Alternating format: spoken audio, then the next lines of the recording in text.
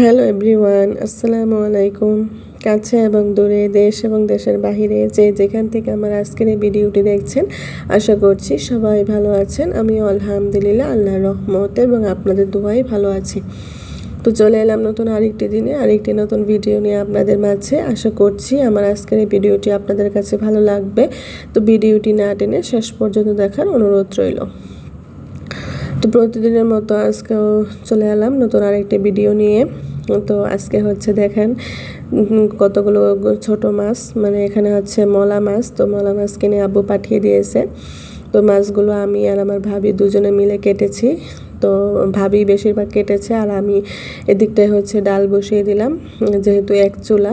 তো এক চুলার মধ্যে রান্না করলে অনেক আগে থেকে একটা একটা করে রান্না বসিয়ে দিতে হয়, তা না হলে কিন্তু অনেক টাইম লেগে যায়।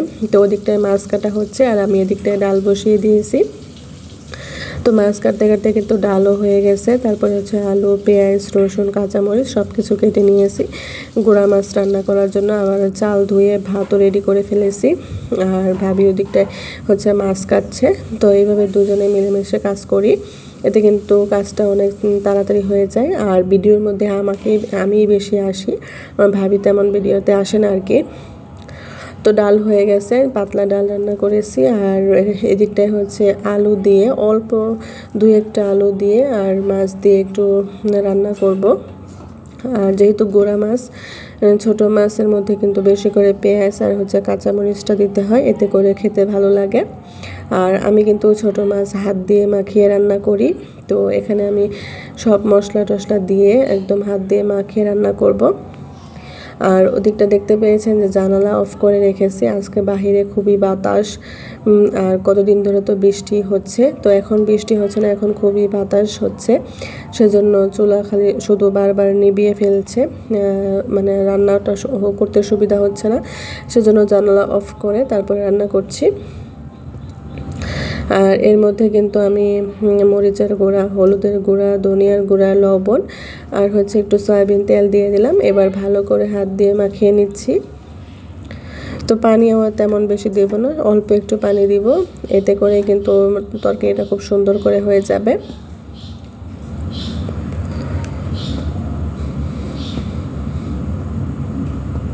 তো মশলা মাখিয়ে দিয়েছি আর আমার হাত ধুয়ে একটু পানি দিয়ে দিয়েছি, মানে হাতে মশলা মাখানো হয়েছে সেজন্য হাতটা ধুয়ে দিয়ে দিয়েছি।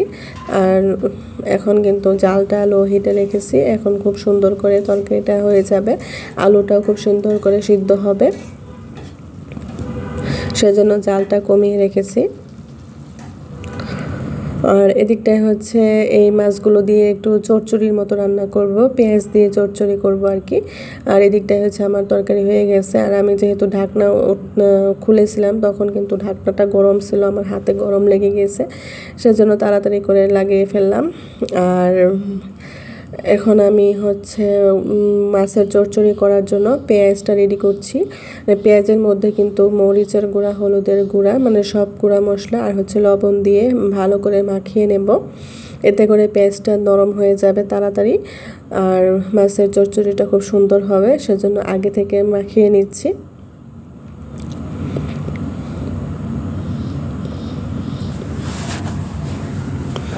তো মাছের চচ্চড়ি আমার খুবই পছন্দ, খুবই ভালো লাগে আমার, সেজন্য কিছু আলু দিয়ে রান্না করব আর কিছু হচ্ছে চচ্চড়ি করব।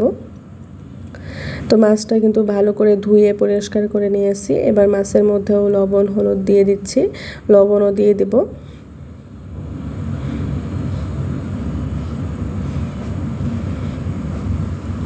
তো মরিচ হলুদ সব কিছু দিয়ে এবার মাছটাও মাখিয়ে নিচ্ছি। যেহেতু ছোট মাছ সেজন্য আলতো হাতে মাখাতে হবে, জোরেও মাখানো যাবে না, এতে মাছ কিন্তু ভেঙে যাবে। আলতো আলতো করে আস্তে আস্তে মাখিয়ে নিচ্ছি মশলার সাথে। তো আলাদা করে মাখিয়ে এবার আমি পেঁয়াজের সাথে দিয়ে দিলাম, এখন দুইটা একসাথে ভেজে নেব।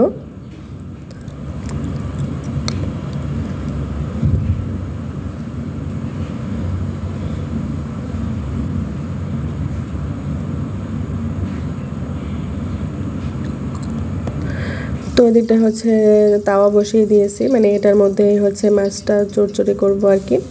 এখন খুব ভালো করে পুরোটা জুড়ে মেলে দিব মাছগুলো। তো বন্ধুরা, ভিডিওর এই পর্যায়ে এসে প্রতিদিনের মতো তোমাদের কাছে একটা রিকোয়েস্ট থাকবে, যারা আমার ভিডিওটি এখনও দেখছো কিন্তু একটা লাইক দিতে ভুলে গেছো, তারা অবশ্যই আমার ভিডিওতে একটি লাইক দিয়ে দিবে। আর যারা আমার চ্যানেলে আজকে নতুন ভিজিট করেছো, আমার ভিডিওটি যদি তোমাদের কাছে ভালো লেগে থাকে, আমাকে তোমরা বন্ধু করতে চাও, তাহলে অবশ্যই আমার চ্যানেলটাকে সাবস্ক্রাইব করে পাশের বেল আইকনটি প্রেস করে রাখতে পারো। এতে করে আমি প্রথমে যে ভিডিওটি দেব তার নোটিফিকেশন সবার আগে পৌঁছে যাবে তোমাদের কাছে, আর তোমরা তা সময় মতো দেখে নিতে পারবে। আর যারা এই কাজটি করেছো তাদেরকে অসংখ্য ধন্যবাদ। তো দেখতে পেয়েছো খুব সুন্দর করে কিন্তু মাছগুলোকে একদমই তাওয়ার মধ্যে আস্তে আস্তে করে উল্টিয়ে দিচ্ছি। এই মাছের চচ্চড়িটা আমার কাছে এত ভালো লাগে, কি আর বলবো। এই মাছের চচ্চড়ি যদি আমাকে পুরাটাই দিয়ে দেয়, আমি পুরাটাই খেয়ে ফেলতে পারবো। তো পুরাটাই আমি ভাত দিয়ে খেয়ে ফেলতে পারবো, এত ফেভারিট আমার।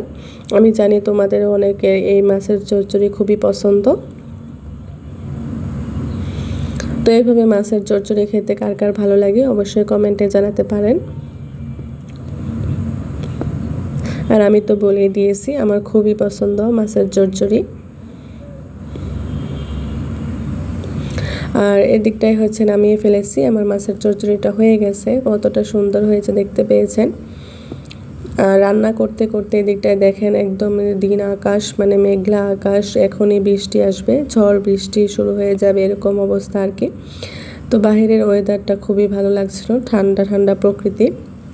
তো দেখতে দেখতে কিন্তু বৃষ্টি শুরু হয়ে যাবে। আমার ভাবি দেখতে পেয়েছেন গোসল করে কাপড় শুকাতে দিচ্ছে, আর বাসাটা মানে সবগুলা রুম অন্ধকার হয়ে গেছে, দিনটা এত অন্ধকার হয়েছে বৃষ্টি আসার আগ মুহূর্তে।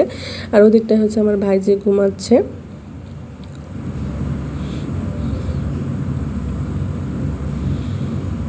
তো দেখেন বলেছিলাম না যে ঝড় বৃষ্টি আসবে, তো দেখেন কতটা বাতাস হচ্ছে বাইরে, বাতাস তারপরে হচ্ছে বৃষ্টি।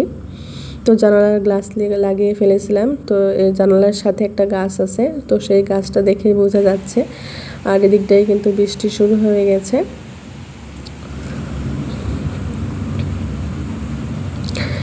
কতদিন ধরে অনেক বৃষ্টি হচ্ছে।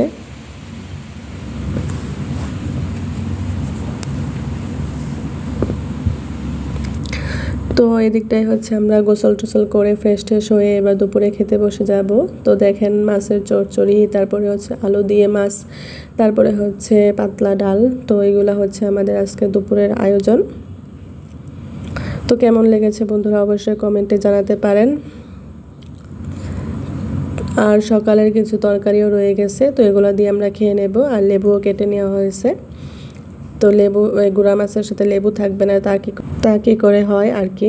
তো লেবু দিয়ে খুব মজা করে গুঁড়া মাছের তরকারি দিয়ে খেয়েছি দুপুরে। আর এখন চলে আসলাম রাতের খাবারের জন্য। তো দুপুরে যা যা রান্না করেছিলাম, তো শুধু ডালটা রয়ে গেছে, আর মাছের চচ্চড়ি সব, তারপরে হচ্ছে গুঁড়া মাছ সবগুলোই শেষ হয়ে গেছে।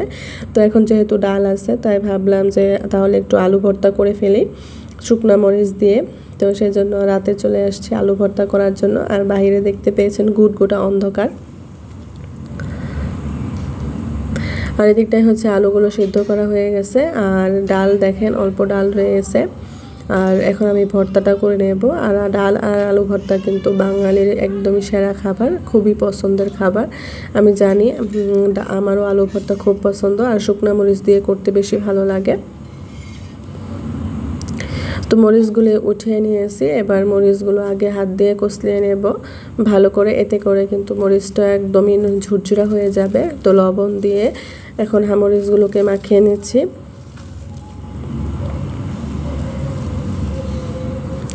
তো একটু বেশি করে ঝাল দিব, যেহেতু আলু ভর্তা একটু ঝাল ঝাল হলে ভালো লাগে খেতে।